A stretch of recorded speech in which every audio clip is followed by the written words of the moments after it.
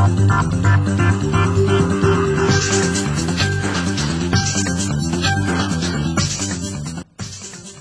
22 septembre 2012, 52e anniversaire de l'indépendance du Mali, célébré dans la sobriété en solidarité avec les populations du Nord sous occupation. Et pour le président Traoré, les Maliens doivent s'unir plus que jamais pour reconquérir le nord du pays afin que l'année prochaine, nous puissions célébrer notre fête nationale à Kidal. Faut-il retourner au service national des jeunes au Mali? La question se pose. Rappelez-vous, le SNJ a été suspendu en avril 91. Il a été institué en 83 pour parfaire l'éducation des jeunes avant leur intégration dans la fonction publique. À la veille des grands événements dans notre pays, des patrouilles de grande envergure sont organisées dans la ville de Bamako. C'était le cas hier vendredi. À la veille de la fête d'indépendance, les forces de sécurité ont patrouillé toute la nuit accompagnées de notre reporter Mohamed Diarra. Madame, Monsieur, bonsoir. En ce samedi 22 septembre, jour anniversaire de notre indépendance acquise il y a 52 ans, nous vous souhaitons donc une bonne fête, particulièrement à nos populations des régions du Nord vivant sous occupation. Et justement, si les Maliens se donnent la main, nous pourrons célébrer le 53e anniversaire de l'indépendance à Kidal. C'est ce qu'a déclaré ce matin le président de la République par intérim lors de la cérémonie de dépôt de gerbes de fleurs au monument de l'indépendance. Le président Traoré a saisi cette occasion pour inviter les Maliens à œuvrer à la sauvegarde de la démocratie et à la laïcité dans notre pays. Le reportage est de Amadou Sankari. Le samedi matin du 22 septembre 2012, sur le boulevard de l'Indépendance, le président de la République par intérim.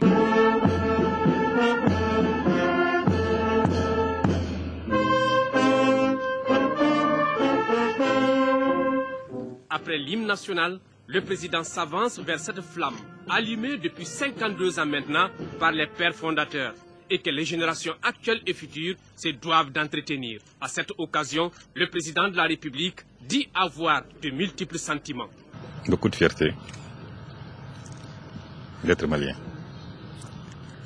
Et beaucoup de reconnaissance également à tous ceux dont les noms sont inscrits ici et qui ont permis que le Mali soit. Ce Mali pour lequel ils se sont battus, aujourd'hui est confronté à des difficultés énormes. Mais pour eux, et pour tous ceux qui sont passés avant eux, qui font la fierté du Malien. Je pense que l'ensemble du peuple malien aujourd'hui doit méditer et s'engager résolument dans le recouvrement de nos territoires occupés du Nord et dans la sauvegarde de notre démocratie, pour laquelle également beaucoup de filles et beaucoup de fils de ce pays ont été parfois jusqu'au sacrifice suprême. Cette démocratie que nous devons défendre comme la prunelle de nos yeux, et également défendre la laïcité de notre République. Le président dira ensuite que si les Maliens se donnent la main, il serait possible de célébrer le 53e anniversaire de l'indépendance à Kidal. J'espère que l'année prochaine, nous fêterons le 22 septembre dans des conditions bien meilleures. Tout à l'heure, quand je serrai la main à nos anciens, il y en a un qui m'a dit « Le rendez-vous est pris l'année prochaine, 22 septembre 2013, à Kidal ». Et je pense que c'est lourd de signification. En tout cas, nous prenons l'engagement, vous et moi, que l'année prochaine, si nous voulons, effectivement, nous pourrons aller fêter à Kidal. Aujourd'hui, plus que jamais, les Maliens doivent être ensemble pour sauvegarder la mère patrie. Dans son adresse à la nation hier, le président de la République par intérim s'est arrêté sur les péripéties de l'occupation du Nord par les forces rebelles et salafistes. Le chef de l'État a donné la priorité absolue à la négociation sans exclure la guerre s'il le faut. Écoutons cet extrait du discours du professeur Djankounda Traoré. L'heure, nous l'avons compris et nous y avons travaillé, est à la mobilisation, à la remobilisation de toutes nos énergies et de toutes nos ressources pour entamer dès maintenant la libération de nos régions occupées par la négociation ou par la force.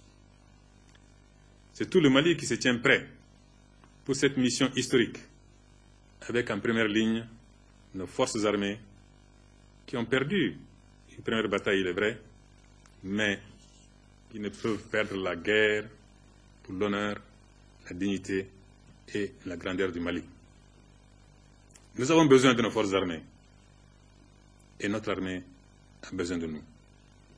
Elle a besoin d'être rééquipée, réarmée moralement, remise en ordre de bataille et surtout d'être réconciliée avec elle-même. Nous devons trouver la force et la sagesse de régler la question des bérets rouges et des bérets verts. Nous allons nous y employer dans les jours à venir. Notre armée a besoin de nous sentir à ses côtés et derrière elle. C'est pourquoi nous devons réaliser la nécessaire union sacrée autour de cette armée unie et déterminée à relever les grands défis qui sont les siens. Et toujours dans son discours, le professeur Diankouna Traoré a tenu à lever tout équivoque autour du contenu de la lettre adressée par lui à son homologue ivoirien Alassane Ouattara pour requérir l'intervention d'une force de la CEDEAO en vue de libérer le nord du Mali. Écoutons-le. C'est parce que le péril est grand et multiforme, mes chers compatriotes, que nous avons décidé de saisir le président en exercice de la CEDEAO d'une requête sollicitant l'appui de l'organisation sous-régionale pour recouvrer notre intégrité territoriale. Cette requête a curieusement suscité une campagne de désinformation et des interprétations toutes plus fantaisistes les unes que les autres. D'abord, je dois dire solennellement que cette requête a été faite en parfait accord avec la hiérarchie militaire et le ministère de la Défense, et en parfaite intelligence avec le Premier ministre, chef du gouvernement. D'autre part, le contenu de la requête est en tout point conforme aux propos que j'ai tenus lors de mon investiture et dans mon adresse à la nation du 29 juillet 2012, où je disais, je cite, « Je fais entièrement confiance aux services de sécurité maliens et à l'armée malienne pour assurer la sécurité du président de la République et celle des autres institutions de la République. Les dispositions déjà prises ou envisagées pourront bien entendu être affinées et améliorées en fonction des moyens et équipements que nous pourrons réaliser. » Fin de citation. Dans la requête, il n'y a pas autre chose. Pour la sécurité des institutions de la transition, il y est demandé des équipements et des moyens formulés par l'armée malienne elle-même, et il y est précisé que le déploiement de forces de police constituées et d'unités combattantes de l'armée est sans objet. Cela, me semble-t-il, est très clair. Voilà, à l'instant, le président de la République par intérim dans son discours à la nation hier. Et à l'occasion du 52e anniversaire de l'accession de notre pays à l'indépendance, le président de la République a accordé sa grâce à 692 détenus. La liste complète des bénéficiaires de cette grâce présidentielle à suivre sur la radio nationale du Mali ce soir à partir de 21h précises. Prise d'armes ce matin au génie militaire à l'occasion du 52e anniversaire de notre indépendance.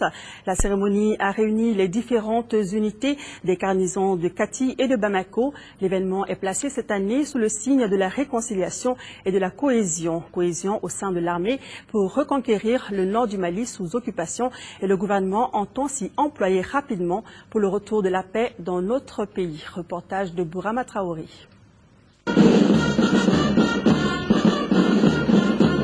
À la place d'armes du génie militaire, la tradition est respectée.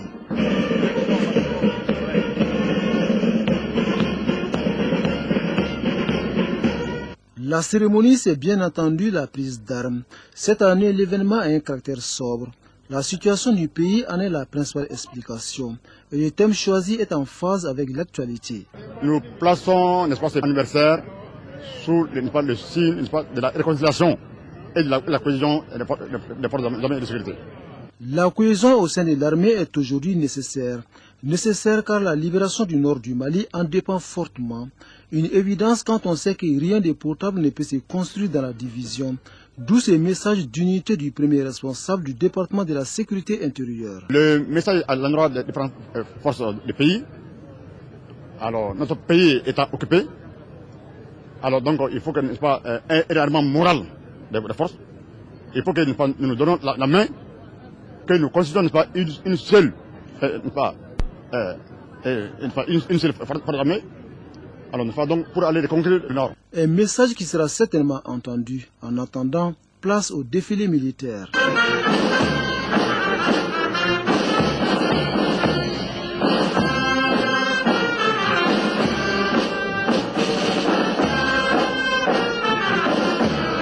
Pour la première fois, il regroupe les différentes unités des garnisons de Kati et de Bamako.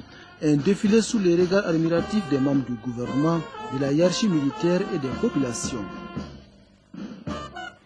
C'est à travers une marche de protestation que le mouvement patriotique pour la citoyenneté d'un Mali nouveau a célébré ce 52e anniversaire. C'était pour réclamer à la CEDEAO et à la Guinée-Conakry les armes du Mali pour la libération des régions occupées. Les marcheurs ont traversé la ville de Kati avant d'être reçus par les membres du CNRDRE. Le reportage de Temoko Sagara. Cette marche de protestation a pris son départ au rond-point de Kati Farada pour prendre fin au siège du comité militaire de suivi des réformes des forces de défense et de sécurité, soit une distance de 7 km. Les marcheurs réclament les armes du Mali pour la libération des régions occupées. Ils soutiennent par la même occasion l'armée malienne dans ses missions de défense de l'intégrité territoriale. Les Maliens veillent et n'accepteront plus aucune déstabilisation de notre pays qui ne saurait être le refuge de mercenaires et autres militaires étrangers en marque de poste. Nous prenons témoin, toutes les populations de l'espace CEDEAO, des décisions et pressions incompréhensibles à l'encontre du peuple malien. C'est pourquoi nous les invitons de même que les populations du Mali à entreprendre des actions concrètes en vue de la restitution de nos armes. À l'issue de la marche, les membres du mouvement patriotique pour la citoyenneté d'un Mali nouveau ont d'abord lu un poème titré « Soldats de ma patrie » avant de livrer leur message de protestation. Dans ces messages, le mouvement patriotique demande de livrer les armes du Mali pour la reconquête du Nord et adresse son soutien aux frères et aux sœurs vivant dans les régions occupées par les groupes armés. En recevant les marcheurs, l'adjudant-chef Mamadou Dambélé, représentant le capitaine Amadou Ayassanogo, a promis de transmettre les doléances au président par intérim professeur Dionkouda Traoré et au capitaine Sanogo. Toujours dans le cadre du 22 septembre, les difficultés auxquelles les Maliens sont confrontés depuis ces 6 derniers mois ont été évoquées ce matin au cours d'une conférence de presse organisée par le Front pour la sauvegarde de la démocratie et de la République. Pour le FDR, l'occupation des 3 régions du Nord et la crise institutionnelle sont les différents problèmes qui entravent le développement socio-économique du Mali. Agali Agissa. Il y a 52 ans que le Mali célèbre le 22 septembre, date de son accession à la souveraineté nationale et internationale. 6 mois que les régions de Tombouctou, Gao et Kidal sont occupées par des groupes islamistes et autres. C'est la particularité de ce 22 septembre 2012. Et à cette occasion, les membres du Front pour la sauvegarde de la démocratie et de la République ont échangé avec les journalistes sur la situation sociopolitique et sécuritaire de notre pays. Plus de 445 000 Maliens ont quitté leur foyer pour vivre dans des conditions précaires comme déplacés internes ou comme réfugiés à l'extérieur. Le Mali a perdu, estime-t-on, 1 milliard d'euros environ, soit 655 milliards de francs CFA de financement depuis ces événements. Les organisateurs de la conférence s'interrogent aussi sur la situation sécuritaire de notre pays. La situation est très préoccupante. La situation est très grave, extrêmement grave. Nous avons le devoir d'approfondir la réflexion et surtout la mobilisation et la détermination pour libérer le Nord. Qu'en aucun moment on ne pense que le Nord va être libéré par des chansons ou sans sacrifice. Pour le colonel Traoré, la libération des 2 tiers de notre pays nécessite une cohésion sociale et un engagement de toutes les forces de la nation. Les questions des journalistes étaient surtout axées sur la méfiance de la présence des forces de la CEDEAO à Bamako. Et puis, à l'occasion de la célébration de la fête d'indépendance du Mali, nous avons reçu des messages de félicitations à notre rédaction, notamment ceux du président du Burkina Faso, Blaise Compaoré, du président de la République populaire de Chine, Hu Jintao, à travers son ambassadeur au Mali, du comité permanent inter-État de lutte contre la sécheresse SILS, de l'ADEMA PSG, de l'UMRDA, du MERIA, de l'Alliance pour la démocratie et la République ADR, du parti Yelema de Malamine Koné et du mouvement des jeunes talents pour la prévoyance du centenaire des indépendances. Tous félicitent donc le Mali pour cet anniversaire et appellent à la cohésion sociale et à l'unité pour relever les défis imposés à la nation. Audience à la présidence, le président de la République par intérim, professeur Djankouna Traoré, a reçu hier 2 délégations, celle de l'Union européenne et d'investisseurs italiens et suisses. Avec la première, il a été question de la situation politique et sécuritaire du Mali et avec la seconde, de la construction d'une raffinerie d'or au Mali. Le résumé des audiences avec Boubacar Sissoko. Manuel Lopez Blanco est la première personnalité reçue par le président de la République par intérim, le professeur Djankouna Traoré.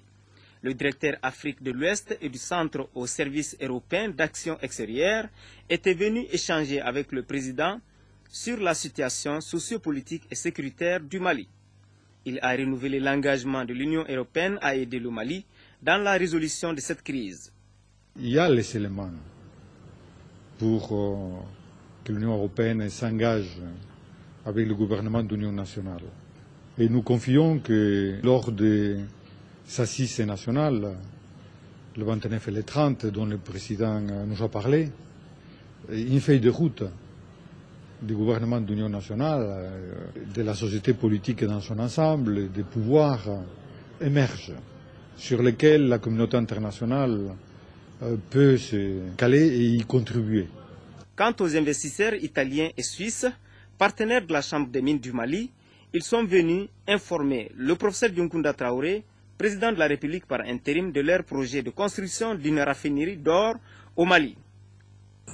Nous devons le plus tôt possible, nous pensons avoir la possibilité de mettre la première pierre inaugurale au mois de novembre cette année. Nous considérons une unité sans emploi permanent avec 50 formations de techniciens hautement spécialisés et maliens. Cette future raffinerie d'or, dénommée Kankoumoussa, sera construite dans la zone aéroportuaire de Bamako-Sénou. Cette industrie servira au raffinage de l'or de toute l'Afrique de l'Ouest. Le Premier ministre malien est arrivé hier soir à New York, aux États-Unis, dans cette ville américaine où se trouve le siège de l'Organisation des Nations Unies. Cheikh Modibo Diarra prendra part à la 67e session de l'Assemblée générale des Nations Unies, une session où notre Premier ministre prononcera un discours mercredi prochain. Au cours de son séjour new-yorkais, le Premier ministre rencontrera de nombreuses personnalités de l'ONU, de l'Union africaine, de la CEDEAO et des pays voisins. Déjà à son arrivée à New York, Cheikh Modibo Diarra a été accueilli par la colonie malienne résidant dans cette ville. Des Maliens vivant loin mais qui restent très attachés à leur pays. Et dans les prochains jours, notamment jeudi prochain, le Premier ministre rencontrera une plus forte colonie malienne. Retour ici à Bamako, les travaux d'aménagement du parc zoologique touchent à leur fin.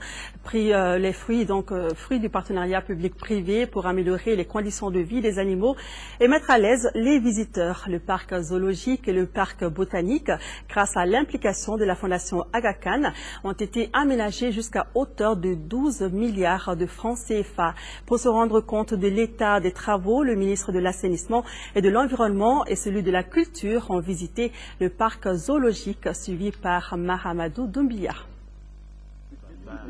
Le parc zoologique a fait peau neuve. Contrairement aux années passées, aujourd'hui, il y a plusieurs espèces installées dans des environnements adéquats, conformes à leur milieu naturel. En ce qui concerne la totalité du parc botanique et du zoo, on peut tabler sur à peu près 12 milliards de francs CFA qui ont été investis par le Trust Aga Khan pour la culture.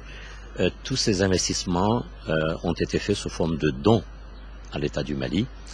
Dans le cadre du partenariat public-privé, nous avons mis en place une société de gestion et qui est dirigée par le Trust Aga Khan pour la culture avec un conseil d'administration. Et pour se rendre compte de ce changement fruit du partenariat public-privé entre la Fondation Aga Khan et notre pays, 2 ministres ont fait le déplacement.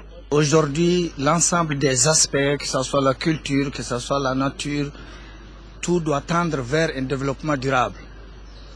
Et je sens que le zoo, tenu compte des expériences antérieures, pour essayer d'adapter non seulement les différents animaux à la nature ici, mais aussi tenir compte de la sécurité du personnel humain qui a la charge de veiller à cela. Comme nouveauté, en plus des espèces variées qui vont des différents types de serpents aux autruches, en passant par l'éléphant, les aquariums et les vivariums, tout est mis en œuvre pour mettre les visiteurs dans des conditions appropriées, comme les lieux de repos en plein air. C'est un exemple au niveau de l'Afrique et c'est le fruit d'une coopération réussie, on peut dire, entre la République du Mali et la Fondation Aga Khan. Et malgré les contextes actuels difficiles, ils sont là auprès de nous pour nous accompagner. Et je pense que cette coopération est à saluer et toujours à renforcer. Nous allons voir dans ces 2 jours, dans un mois et demi, comment effectivement inaugurer cela et ouvrir au public malien. Côté animaux, les repas sont servis à des heures bien régulées. Il y a de l'eau à boire, les animaux sont bien traités par des vétérinaires et leur comportement suivi par des gardiens, chacun dans son domaine. En attendant l'inauguration prévue dans un bref délai, les travaux de retouche continuent. Le ministre de l'Administration territoriale et de la décentralisation informe les candidats au pèlerinage pour la filière gouvernementale que l'enregistrement de leurs bagages s'effectuera à la maison du Hadj 6 au centre culturel islamique de Hamdalaï, suivant le programme ci-après. Dimanche 23 septembre 2012, premier convoi, 10h à 14h, donc de 10h à 14h. Deuxième convoi de 14h à 18h, lundi 24 septembre. Troisième convoi de 9h à 17h. Et mardi 25 septembre, quatrième convoi de 9h à 17h. Les pèlerins n'ayant pas de bagages à enregistrer sont également tenus de se présenter pour confirmer leur voyage. Les listes des convois sont affichées au ministère de l'Administration territoriale et de la décentralisation et à la maison du Hadj. Le ministre compte sur la bonne compréhension de tout ça. En deuxième région, le ministre de la Famille, de la Promotion de la Femme et de l'Enfant était jeudi dernier à Koulikoro. Sur place, Alwata Ishata Saï a remis des dons composés de kits et de vivres aux femmes déplacées des régions du nord du Mali résidant à Koulikoro. Reportage de Agibou Koulibaly. Le ministère de la Famille, de la Promotion de la Femme et de l'Enfant, à travers sa direction régionale de Koulikoro, a procédé ce jeudi à une distribution de kits et de vivres aux femmes déplacées des régions du nord du Mali. Un geste apprécié à sa juste valeur par les autorités politiques et les bénéficiaires. Nous remercions Madame le ministre de la Famille, de la Promotion de la Femme et de l'Enfant pour ce geste à l'endroit de nous, femmes déplacées des régions du nord du Mali en deuxième région, et nous en sommes très reconnaissantes. Par ce geste, les autorités maliennes manifestent leur solidarité à l'endroit des déplacés du nord du Mali et expriment leur engagement à contribuer à la restauration de la paix et de la sécurité dans un Mali un et indivisible. Nous ferons de cette visite l'expression de notre élan de solidarité envers nos sœurs et nos enfants déplacés du Nord, à travers l'octroi modeste de kits et de vivres composés comme suite, des kits médicaux et chirurgicaux pour la prise en charge des femmes nécessiteuses, des kits dignité qui sont composés de l'essentiel pour une personne déplacée, de quelques tonnes de riz, quelques sacs de sucre et de quelques cartons d'huile.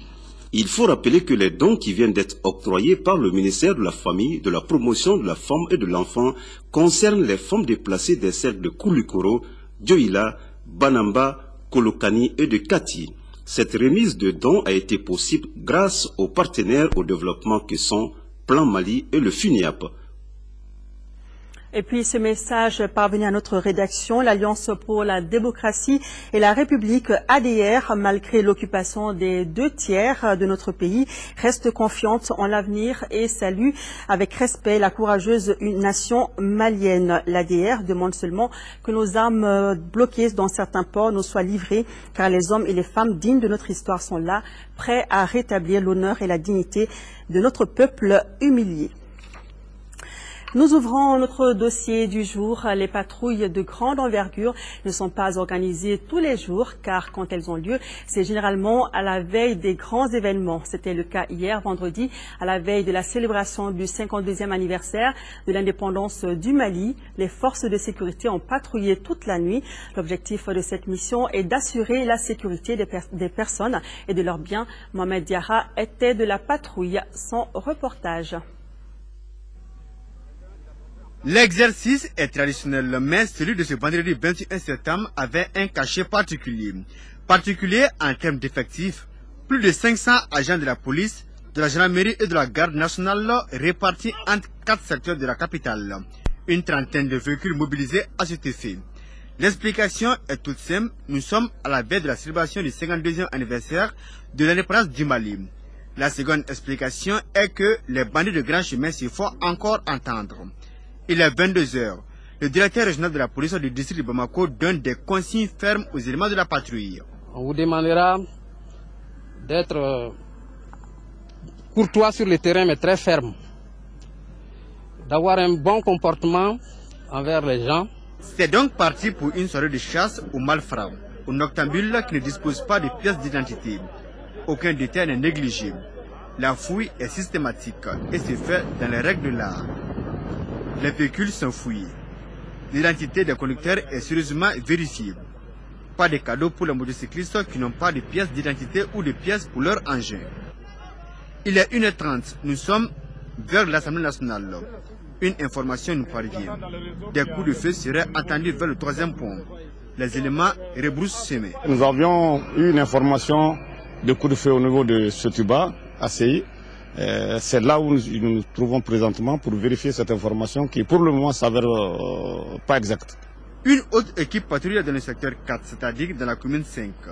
Cette opération a pour but de sécuriser non seulement les paisibles populations, mais aussi de faire régner la quiétude dans la capitale. L'objectif recherché, c'est pour protéger les populations, leurs biens, comme nous avons l'habitude de le faire.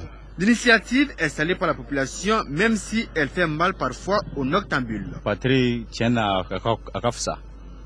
Parce qu'il y a un vagabond qui est en boulot. Parce qu'il y a un cadavre qui est en Gringatay. Parce qu'il y a un police. Moi, je suis d'accord pour la sécurité. Moi, je travaille là pour Charles de Gaulle. On a les badges, on a tout. Non, c'est très bien, mais quand même, souvent, c'est un peu trop, quoi. La nuit a été longue. La mission se termine à 6h. Nous n'avons pas pu assister au débrief. La moisson aura été bonne. Dans le jargon militaire, l'expression est sacrée. Bon boulot les gars et courage.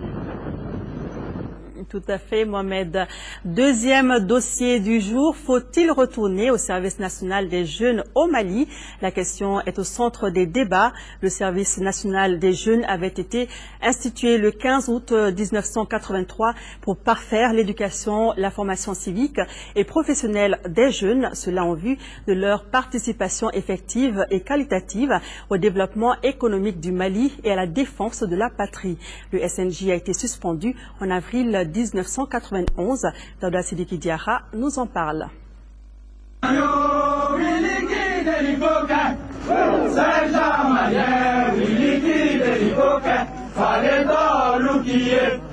Le rétablissement du service national des jeunes au Mali après sa suspension en avril 1991 est de plus en plus au centre des débats. Aujourd'hui, tel est le point de vue de l'amicale des anciens du SNJ, issu des 8 contingents déjà formés, soit 6635 éléments. Point de vue que partagent d'autres acteurs civils et militaires. L'amicale dit oui au rétablissement du service national des jeunes pour plusieurs raisons. Nous sommes aujourd'hui dans un pays où le contexte socio-politique et sécuritaire est très difficile. Nous sommes dans un pays où tous les citoyens doivent contribuer à construire la paix.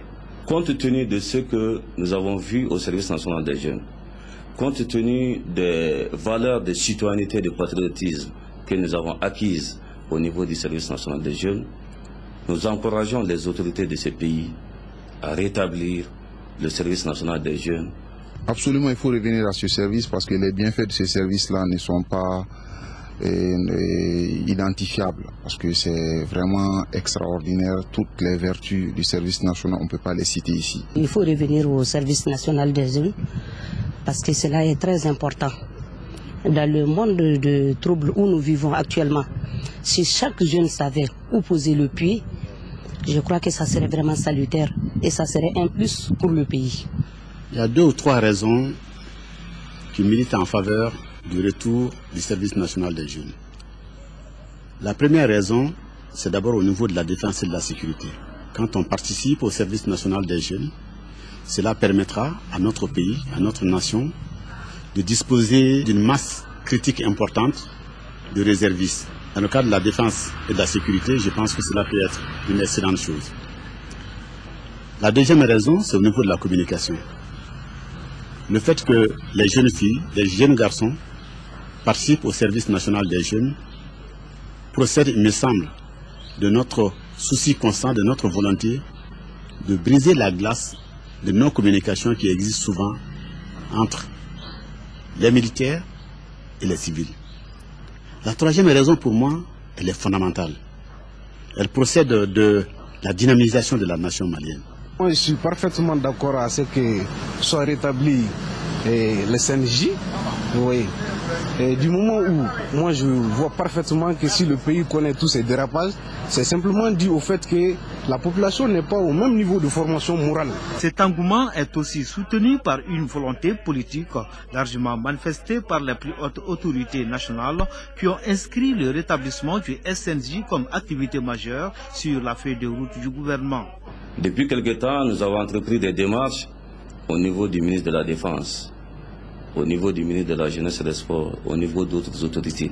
Pour mieux comprendre cet engouement, il faut rappeler les raisons de la création du SNJ qui a été institué le 15 août 1983 pour parfaire la formation civique et professionnelle, l'éducation des jeunes en vue de leur participation qualitative au développement économique du Mali. On a constaté que ces jeunes ils sont plus très jeunes aujourd'hui, mais dans la fonction publique, leurs prestations sont vraiment à hauteur des souhaits, compte tenu de la formation supplémentaire militaire qu'ils ont eu en plus de leur qualification professionnelle. J'ai un pincement au cœur quand je vois d'abord l'œuvre que nous avons entamée s'estomper comme ça. Parce que pour moi, le but est noble. Je faisais la corvée à Gabriel Touré. J'en étais vraiment fier. Chaque matin, on partait à Gabriel Touré, on fait la corvée, on était dans les chambres, on était partout à Gabriel Touré. Moi, j'en étais fier. Le reboisement. On dit qui a planté un arbre n'a pas vécu inutile. Quel d'arbres plantés par le SNJ à travers le pays. Ici à Boumankou et même dans le pays.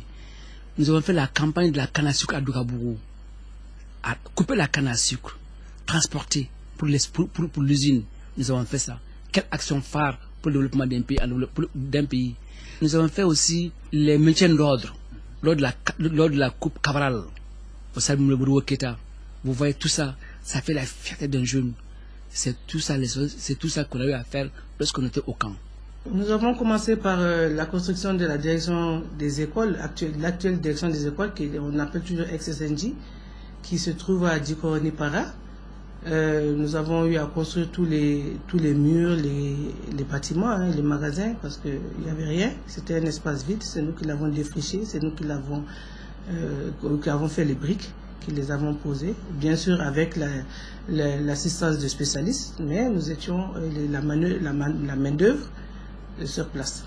Les formations militaires, civiques et morales que ces appelés sous les drapeaux ont reçu leur ont donné le sens élevé de la patrie et un engagement pour les travaux d'intérêt public. Voilà, le SNJ a formé 2 grands hommes. Le mouvement associé pour un changement global, ACG Mali, vient de lancer ses activités cet après-midi. Le projet intitulé Initiative Enfants et Paix souhaite contribuer à une prise de conscience de la gravité de la situation qui prévaut au Mali. Occasion pour une trentaine d'enfants de transmettre dans les différentes langues du pays des messages de paix. Daouda Sidiki Diara. L'initiative Enfants et Paix marque le lancement des activités du projet associé pour un changement global Mali. À travers cette idée, la parole est donnée aux enfants pour plaider leur sort et délivrer des messages de sagesse, de paix et de concorde aux parents.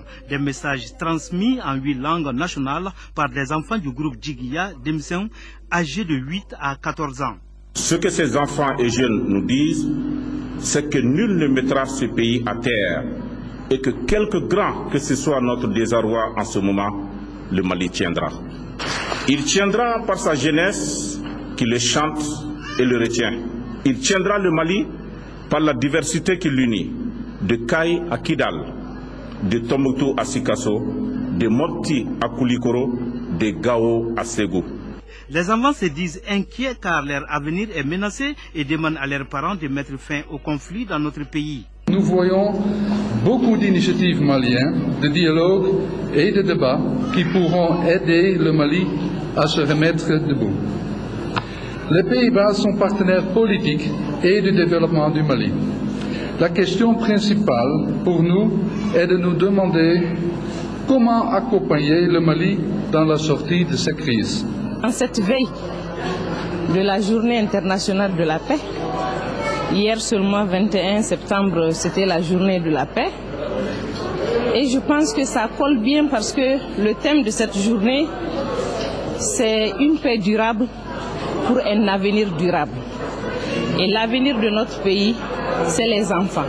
Et quand les enfants se lèvent pour nous interpeller, je pense que nous avons à faire. Et je pense qu'avec les efforts, avec tous ces messages qu'ils nous ont lancés, cette leçon de morale, nous ne pouvons dire qu'aux uns et aux autres d'attacher la ceinture. Le public a été émerveillé par la prestation des génies en herbe qui veulent vivre dans un Mali uni et indivisible. Cette cérémonie a été organisée en collaboration avec les ministères de la Culture et celui de la Famille, de la Promotion de la Femme et de l'Enfant avec l'appui de l'ambassade des Pays-Bas. Ouvrons à présent notre page sport avec tout d'abord du football. Coupe d'Afrique des Nations Juniors, dernier tour qualificatif. Match aller, les Aiglons du Mali ont obtenu un nul, 2 buts partout devant la Zambie. Un score avantageux en attendant le match retour ici à Bamako dans la première quinzaine du mois d'octobre.